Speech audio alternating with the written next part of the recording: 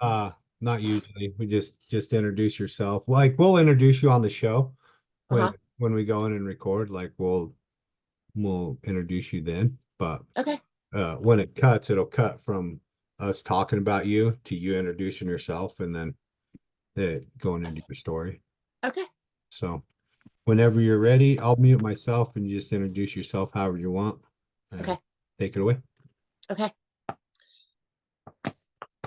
Hi, my name is Marcia, and I am an alcoholic and an addict. I have found myself more comfortable in the meetings of AA, so most of the time I refer to my um, clean time as sobriety, but my story encompasses all. I, okay, I am nervous. I haven't done a meeting in a while. Um, I grew up in Southern California in the San Fernando Valley on a place called Pacoima. Um, and it's very much the barrio.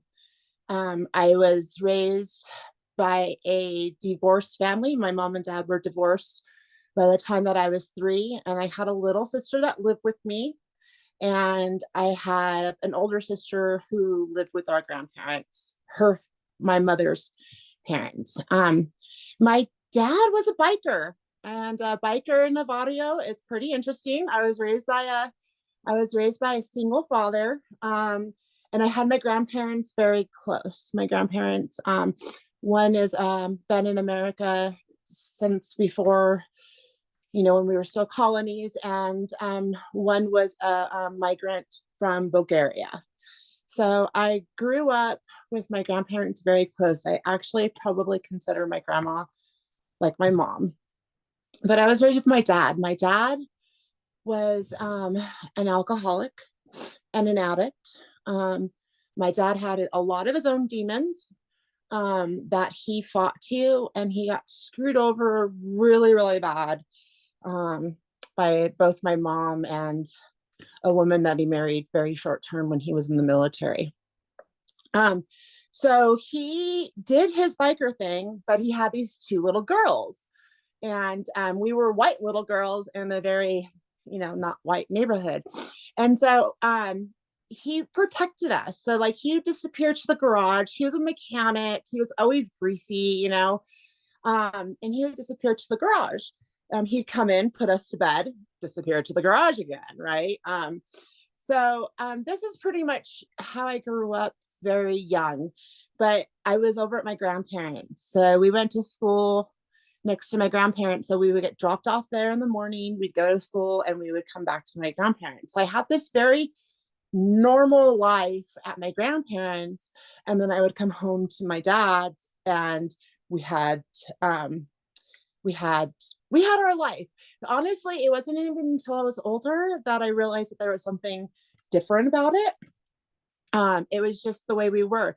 But my little sister was like perfect. She couldn't do any wrong, right? And I was always in trouble. My dad um, ruled with an iron fist, but at the same time, I'm at the point where I have grandchildren, and my children have grown, and I know how difficult I was. Not only was I difficult, I was also the older one, and I was not capable of leading. I was the one like, let's go get in trouble. But at the same time, I was daddy's little girl. So I would go into the garage and get greasy just to get greasy. I would go get him his beers, snag a sip. Um, that like I was daddy's little tongue girl. Like my older sister looked like Angelina Jolie and was so beautiful. My little sister was like a little fucking Care Bear and cute. And then there was me. So I instantly went to like the punk rock scene, tomboy. I never wanted Barbies. I was pissed. I had sisters. So like I would tell my sister she could have my Christmas gifts and stuff. And then I would destroy them. Like I would chop off their heads, put them in like monster cars, run them over with skateboards. I mean, I kind of tormented her. Like, here's a gift, but let me destroy it, And that's kind of how I was. So I understood why my dad was the way he was with me. Um, the first time I ever remember coming across drugs. Alcohol was always a part of my dad's house, always a part of our life. Not at my grandparents, but definitely at my house. Was I'm gonna show my age, was the DARE program, right? So we were at school and we're learning about the DARE program. And I go home and I go into my dad's room and I don't know what we were looking for. I think we might have been looking for like my dad's nudie magazines or something because he was a single father, my whole life, a single father. Like there was a naked woman in my kitchen one time. That's the only time I've ever seen my dad with somebody. But and he has a triple beam. So this is how old school it is. I don't know if how many people know what a triple beam is anymore, but there was a triple beam with a mound of white stuff on it, right? And I had just gone through DARE, just got my little certificate and stickers and all that good stuff. And I remember I threw it in the trash and I went into the kitchen after I threw it in the trash and I got scared. And I put something on it that resembled it. So I don't know if I put sugar or flour. I'm not too sure what I put on it, but I think DARE is right around fourth, fifth grade. And he actually stopped talking to my uncle. There was a huge fight, and he stopped talking to my uncle for several years about that. And I'm telling you now that I'm older, I'm talking like at least an ounce of dope. Like it was a whole lot of dope. And so at some point, my grandparents retire and they move back to South Carolina where my grandfather is from. And my mom comes back in our life and tries to take me and my little sister from my dad by saying a lot of horrible, horrible things about him. And my older sister is with my mom by this point, and they have moved to Michigan. So we go to foster care for a minute, and then we end up with an aunt and uncle. And um, my dad loses everything. So my dad is my hero. My dad raised us girls the best he could as a single father, a young single father. Um, he really did try to put us first. He did. He kept us safe. Nothing bad ever happened to us. We really didn't even know that there was this life going on that, we were really blind. It wasn't like we grew up one day. It's because it always took place outside in the garage, and that we weren't allowed there. And my dad broke.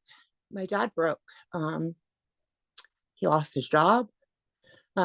Everybody but his closest friends that knew us, she tried to say some really horrible stuff about him. And in the end, my dad won. I'm 13 at this point, and I have not done anything but drink my dad's beers as I'm going to take one out to the thing and drink half of it. Well, I don't even know if it was half of it, but I would chug some. My dad wins, and the courts tell my sister that that we can go where we want to, that we're old enough to pick. And so my sister wants to go live with my mom and her other sister. And I don't know how to live without my sister. I've been tormenting her my whole life. What am I going to do without tormenting her now? And so I go with my sister to Michigan, reluctantly. So reluctantly. I don't like my mom. My mom was never there. By the time that this happens, I'm 13. My dad was her second husband, and she got married 4 more times in that time span. And the only time we really saw her was when she found a new one and wanted to show us off. And we were never good enough then. We got new clothes, clean you up, take a shower, don't be the biker's rug rat, and I was a rug rat, and I was happy being a rug rat in a place full of cholos and cholas. I was happy being a rug rat. And I was very, very mean to her. Very, very mean to her. By this time, I'm already 6 foot tall. I'm brutal. I'm brutal. And I found drinking. I found drinking there. My mom drank a lot. She smoked weed a lot. It was not hidden from us.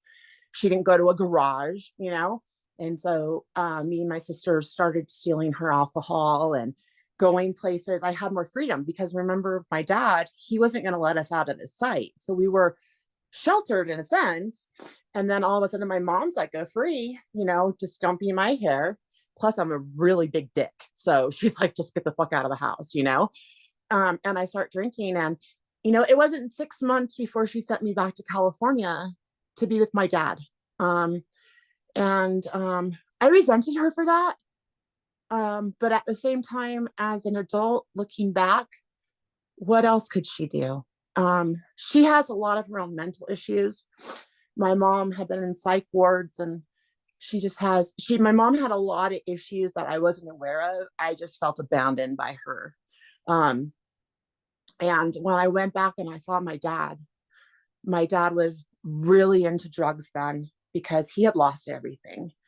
And, you know, like every good 13-year-old, it's you, right? It's you. It's never me. I mean, at 13, who the fuck can say that it's me? Um, I couldn't stand looking at my dad like that. But I ran away with the kind of idea that he's violent and he's this and he's that. And I kind of just added to my dad's shit show. But I ran away at 13 and I never went home. I got picked up one time. They sent me home and I left before morning. I ran out the window. But at 13, being a runaway in LA County, um, let me tell you, there's not a lot of things to do. You start to meet people. Not a lot of 13-year-olds are hanging out during school hours. You can't go to school anymore because you're a runaway. So you start hanging out with the bums and start meeting people you shouldn't hang out with. And at the time, I thought I was cool. I'm fucking on point here. Um, but really, they were just pieces of shit in their addiction, and they were willing to party with anyone in their addiction. And we all know that story. Um, and I remember the first time I smoked weed. Someone had asked me, like, have you done this before? I'm like, yeah, no problem. I'm cool. No, I was like laid out. But from that point on, I probably smoked. I could not have weed. Um, I remember the first time that I went out drinking. I was 14 and we went to Florentine Gardens in Hollywood. And I it was the first time ever that I had control. Like I wasn't just taking my dad's beer. I wasn't in a controlled environment with my sister because I had my older sister in Michigan. So we were drinking in Michigan, but my older sister was like, no, you're not doing that. And she might have been thin and shorter than me, but that girl could wrestle the shit out of me. And I wasn't used to being in a position where you lose. So, um, yeah, I lost my virginity that night. Don't remember. Fell down concrete stairs. It was horrible, and I was 14 at a club for 21 and over. Um, the first time I did meth, um, I was a healthy 14-year-old, and within 3 months, I maybe weighed 75 pounds. I don't know how to do anything in moderation, but I do have a lot of street smarts. By this point, I am hanging out with people twice my age, and they are showing me how to make money. They are showing me you get this, you sell this, and you have this. When you want to drink, you go steal it from the store. Do you know? They are showing me the ropes, and before long, I am just sucked into that world. Um, so bad that I meet this guy. This is an important part of my story. I growing up in the barrio, um, violence is a go-to for everything. You hurt my feelings, I'm going to hurt you. Um, there's always someone bigger. The first time I ever got my ass kicked was in second grade.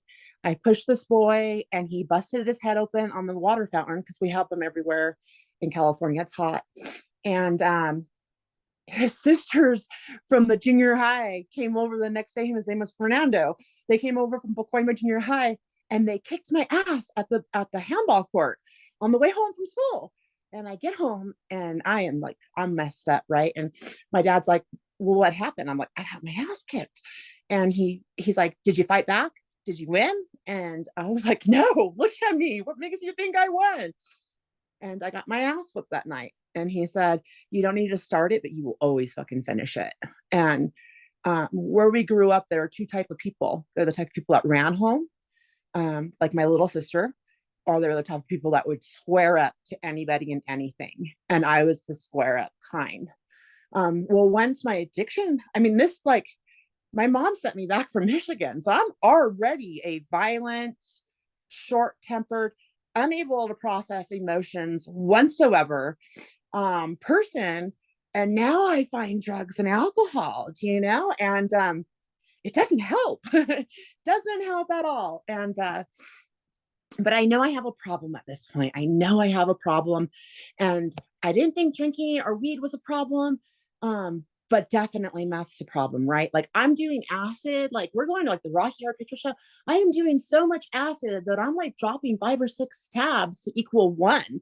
Me and I call him my brother, and like I can't do anything, nothing. I have never been able to do anything non-addictively. And so but I realize I have a problem and I meet this guy and he's like, fuck tweakers, blah, blah, blah. And I was like, I love you. Can you get me sober? And he was adamant. You could be a drunk. You could fucking smoke weed. You can do whatever the fuck you want, but you ain't going to tweak around me. And I was really young. He was really young.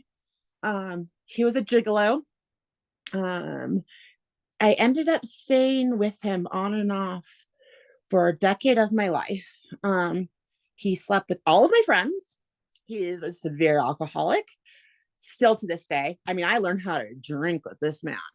We're like wild turkey. I mean, it had to be hard and it had to be a lot. But I still felt like I was better than when I was tweaking, right? I got some weight on me. I'm doing pretty good. Got a job, got our own apartment. Who cares if the cops are knocking on the door for fighting every night? I mean, who cares about any of that? And then I find out he slept with somebody, and then I get mad and I'd leave, and then I would, just throw my life away in one sweep. I'd quit my job, do whatever, and I'd go back to knowing what I do, which is hustle. I know how to hustle and I can make money fast on hustling. And all those people that have been waiting for me to talk to them are right there ready to give me their money. So I we do this dance back and forth, and I end up pregnant. I mean, I don't understand why. I was such a, good girl. Those drunken nights, I was perfectly capable of doing protection and all that stuff, like wonderfully capable of it. But no, I end up knocking up, and so we have this little baby boy, and his name is Warren. And my grandparents are dying. And so my grandma calls me and says, I haven't talked to your dad in almost the whole time we've been in South Carolina. But by then it's been like 5 years, And I need him to come out here. I need you to go watch his house. We need your father. So I go to my dad's and I'm like, this is what grandma said. Cause I talked to my grandma the whole time I ran away. No matter what the condition was, I always called my grandma. And she was so loving. She reminds me of your mom, actually. Well, she's just unconditional love. And I don't know that I've ever known that since. And that is what I try to emulate. And I fail miserably because that unconditional love that you get like that it's something special. And if you haven't experienced that in your life, I apologize, because someone that loves you through your good times and your bad times without bossiness and which is what I do because I'm an asshole, is it saved my life. Anyways, so I went to my dad's, and me and Dayton at this point got into a big old row. And so I'm living at my dad's, and he like the lights go off, like he's still doing his shit, he's doing his thing, except he has no girls there no more. So people are stopping by and stuff. Now I have a kid. Okay. Dayton is off doing whatever Dayton's doing. I'm at my dad's house. He's got his buddies coming over, and I'm like, I need money. The lights got turned off. I just threw my life away again. And before you know it, I am like sitting there with a 6 month old kid, and I am 95 pounds again. If you know me, I am 200 pounds no matter what. I'm either a 200 pounds fit, which looks good, or I'm a 200 pounds fat, which is comfy, right? So who cares? But I'm 200 pounds. That's what my body likes. So to be down in the 90s is scary, really fast. And my dad comes home, and he has his grandson in the house who he doesn't know. He just spent 6 months with his parents who he hasn't talked to in 5 years. And um, he's going to get his shit together. My dad's going to get sober. I'm like, the fuck are you talking about? As I'm like getting high, having the roller coaster, people coming in and out. My dad had this bat, and he called it the Peacemaker. And he fucking took that bat off the shelf and fucking hit the wall. And he was like, get the fuck out of my house right now. All right. So, sell a bunch of stuff. I got an RV, and I'm now living in an RV with a fucking baby. And doing my thing. So I'm doing a dope deal. And I look outside, and my son is taking a shit in the middle of the sidewalk.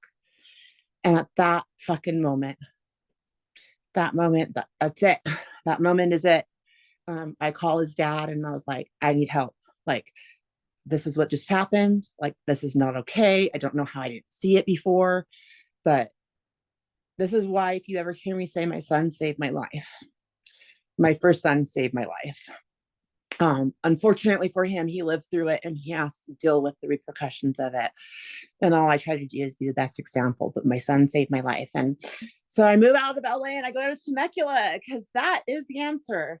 And I go to Temecula, and I find out that that my sister's back in town, because he had a friend had called and said, oh, well, your sister's back in town. No, my sister lives in Michigan. None of you guys know her. None of you guys know her. Why would you say that? Do you know? Well, we saw Dayton and your sister at a party last night. Well, I know what kind of guy Dayton is. And why would he meet my sister and tell me after we've been together all these years? So we get in a fight. I knock him out, per quo, right? And then he gets up, and he tackles me. And when he tackles me, we land on my son, and my son breaks his leg. And this is a severe moment for me. A severe moment for me. First of all, for a long time, it was all his fault. A lot of things happened between then and there. That was the end of that relationship. I got into another relationship. I'm out of time, so I'm kind of going to rush through the end part of it. But I blamed him, you know, for a good part of my life on this situation. And I'm really young, at this point, I'm like 20. I'm 21 maybe. And I blamed him forever. A bunch of stuff happened, and some court things were filed because they thought he had hurt my son. And so they thought I was lying for him. So they picked us up, and we did some time in Riverside County Jail. And I would never say he did it, because that wasn't true. Do you know? But there was a lot that happened in the manner, like, I hate him, do you know? And so finally they're just like, just get the fuck out of jail, after doing a significant amount of time. And then I go to try to fight for my son and get my son back. And that has its ups and downs, like, I'm doing good. And then all of a sudden they're like, well, do this, this, this, this. And then you're not good enough anymore, And so I go back and forth between being sober to go back to drinking and smoking weed. Actually, my PO came over at like 9 o'clock in the morning. I've got like a plate full of weed that I'm de-seeding, because I'm a good drug dealer. So I'm taking out the seeds before I sell it to you, and I've got a bottle of alcohol. I am drunk as fuck. It's 9 o'clock in the morning. So I throw the bong and the weed and everything behind the couch, right? And then he comes in and it smells like bong water. I mean, I'm talking about one of the, this was a long time ago. So it was a big bong for the day. It was a good 4 footer, bong water everywhere, everywhere, weed everywhere. And he comes in, I was like, it's my birthday. Like, he doesn't know my fucking birthday, right? Like, he doesn't have it on his fucking paperwork. It's my birthday. Would you like a drink? Do you want to celebrate with me? So he orders me to go to rehab. So I go to rehab. They kicked me out of rehab. It's a 90-day program of rehab. And they kicked me out on day 89 because I had to go like to the dentist or something. And someone offered me a joint because you attract what you are, right? And I was like, yeah, let me have that. And then I got back and I felt guilty about it. And so I told them, and they're like, you gotta go. Come back in 90 days. Let's do a reset. 90 days reset. That 90 days I drank every fucking day that I was out. And then I went back and I graduated it, and this time, instead of getting my shit together or like doing what I've always done, I actually went to a homeless shelter. I went to a homeless shelter. I went to a temporary agency. I got a job. I got a place. And, before long, I'm smoking weed again and I'm drinking again. This goes on for some time. I get into another relationship. For some reason, I end up in Evanston, Wyoming. Like, you're talking an LA chick to Evanston, Wyoming. Okay, I'm offensive to everybody if you know me.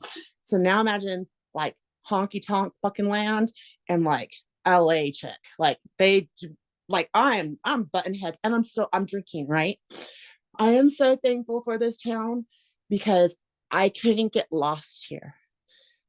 Everyone saw me. If I went out, you were talked about when you walked into the grocery store. People were whispering behind your backs. Literally, I came here. I got pregnant right away with my last son. I was pregnant for 9 months. I breastfed for a few months. I was doing so good. And then the second I stopped breastfeeding, within 6 months, I was sober. That's how fast it happened because I couldn't get lost in this small town. And I'm so fucking thankful for it. Because every time I've always thought it was the hard drugs or it was this or it was that, But the truth is I've been an alcoholic and an addict from the very fucking beginning. And it takes what it takes. And I'm so thankful too that I'm one of these people that have a story that started young. I can't imagine with my personality and I'm born an addict. I'm born an alcoholic. I wasn't one that used it and abused it and I could party here and there. I never could. It's genetically involved in me. I mean, I'm a gym goer. If you know me, I'm like records, gym, a. Like I whatever I do addictively, including working, but I choose to pick healthy addictive things. But my problem in life until I got to AA this last time was acknowledging I had to give up everything. I mean, does it hurt my feelings that I think that I can't retire and smoke a joint? Absolutely. But is that joint worth going back to whoever I once was? And what's the probability of that happening? The probability is high. I have fought addiction my whole life. And so since I'm a boxer and I grew up with all this violence, I look at it like fighting. I have like gone to battle. I've gone to battle. Like I've gone head to head. I've gone head to head with every substance I've ever used. And it always fucking won. It always won. Like at some point, what do you say? Like fucking uncle, like, would I want to smoke a joint when I retire? Fuck yeah. But uncle, like, it's not worth it. Like nothing is worth it anymore because I am a better human being than I was even before my addiction. I am not the sister that would cut off her Barbie's head and I literally hang him over her fucking bed and like torture her with it. I'm not that person. I'm not that person that would just fucking go and jam somebody up for money. I'm not the person that beat up hookers that worked hard for their money and jacked them for their money. I am not the person that burned bridges left and right and gave no fucks about it. To me, every relationship that I have is valuable and there's nothing that I would do to give it up. And the hardest thing I have today, after so long of sobriety, is to remembering I'm not perfect and to give myself a break when I fall short of my own expectations. Because I did not become Mary Poppins because I got sober. I did not fucking become someone amazing. I just became the best version of me. And that's all I can be. And is the best version of me fall short of what your idea of me is? Maybe, but that's not my problem. That's your problem. I can only be the best version of me. I can't be Mary Poppins. I can't be, woman next door that you idolize. I am me. And I try to live as honestly and as true to my own self and soul and know what that is. Today I'm comfortable in my own skin.